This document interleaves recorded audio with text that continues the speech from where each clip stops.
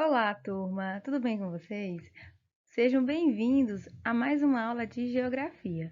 O tema da nossa aula de hoje é Espaço Agropecuário Brasileiro. Neste capítulo, analisaremos o uso social e econômico do espaço agropecuário brasileiro, estudando as características desse setor produtivo e considerando que foi por meio dele que o país serviu aos interesses do colonizador e construiu os marcos iniciais de sua identidade. Para iniciar nossa aula, vamos analisar as duas imagens a seguir. E vocês vão responder as seguintes perguntas: que diferenças podem ser observadas nas atividades agrícolas retratadas? O que é que você vê de diferente de uma para a outra? Por que acontece esse tipo de diferença? Aí você vai responder no seu livro de geografia ou você pode responder no seu caderno de geografia.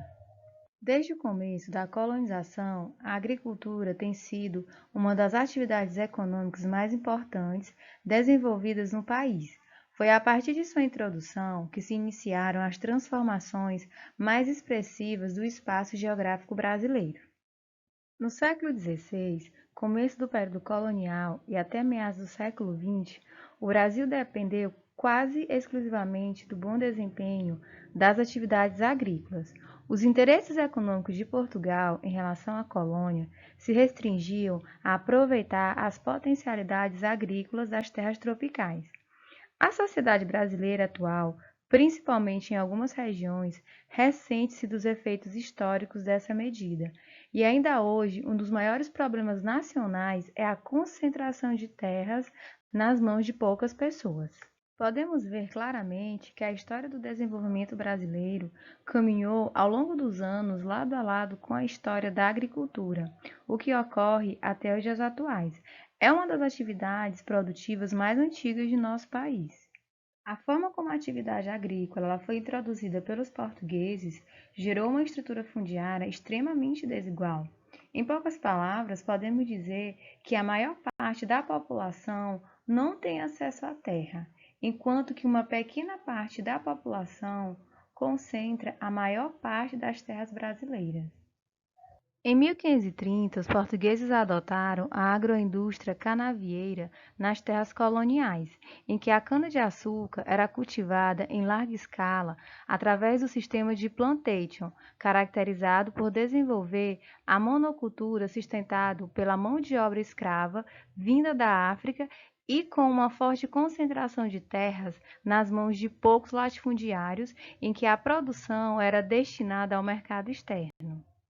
Essa prática agrícola se deu com a implantação do sistema de sesmaria, por meio do qual o rei de Portugal concedia terras por doação, considerando a posição social do pretendente. Como para se plantar cana-de-açúcar eram necessários grandes investimentos, as terras foram concedidas a famílias de muitas posses. Esse tipo de política ocupacionista acabou por transmitir áreas de terras muito extensas para um pequeno número de pessoas. Então, podemos notar que é a partir da implantação desta política no período colonial que começaram a surgir os latifúndios no Brasil. Além dos grandes latifundiários, nesse período também havia trabalhadores livres que ocupavam terras de encostas e nela desenvolvia o plantio de alimentos que garantia o sustento mínimo da população.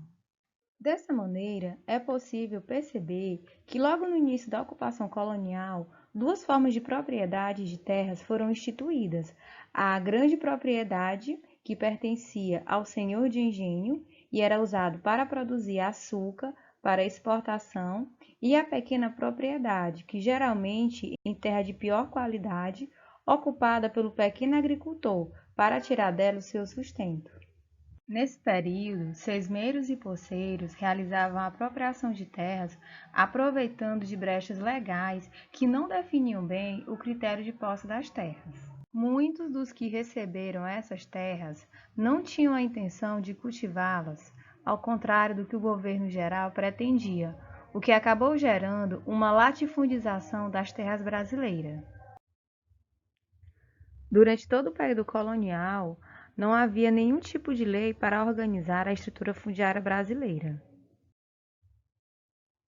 o que gerou uma grande concentração de terras nas mãos de uma minoria.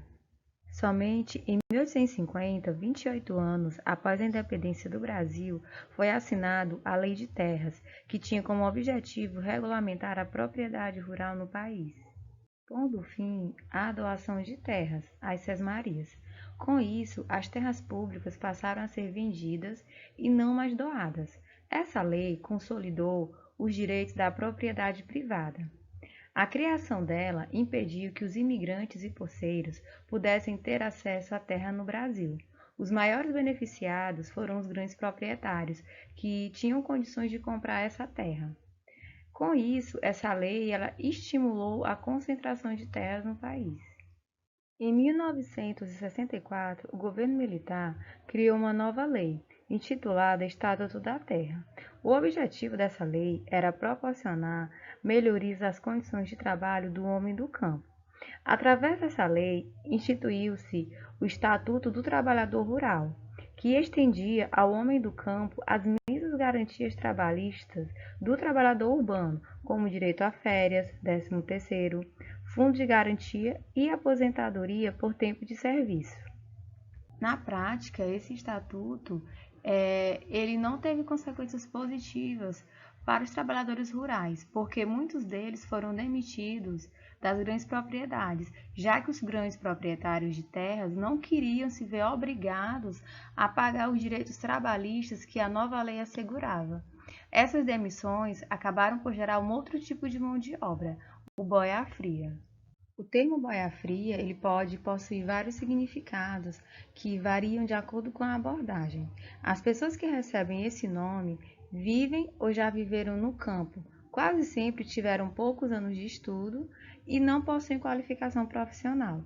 Muitas dessas pessoas são analfabetas ou semi-analfabetas, que se sujeitam ao trabalho no campo em diversas culturas, quase sempre em períodos de colheita, geralmente em baixas condições de trabalho e salarial.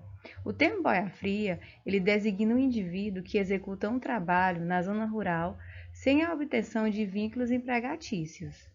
A expressão boia-fria é proveniente do modo como eles se alimentam, pois saem para o trabalho de madrugada e já levam suas marmitas.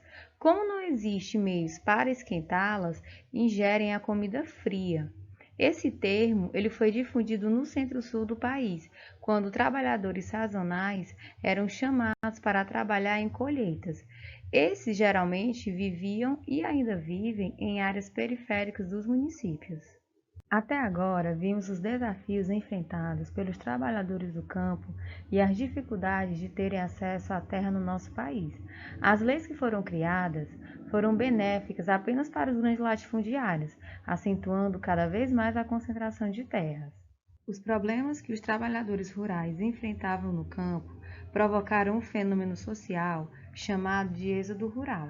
Entende-se por êxodo rural o deslocamento ou migrações de trabalhadores rurais que vão em direção aos centros urbanos, em busca de trabalho e melhores condições de vida. Nas áreas urbanas, o êxodo rural ocasiona muitos problemas de ordem estrutural e social.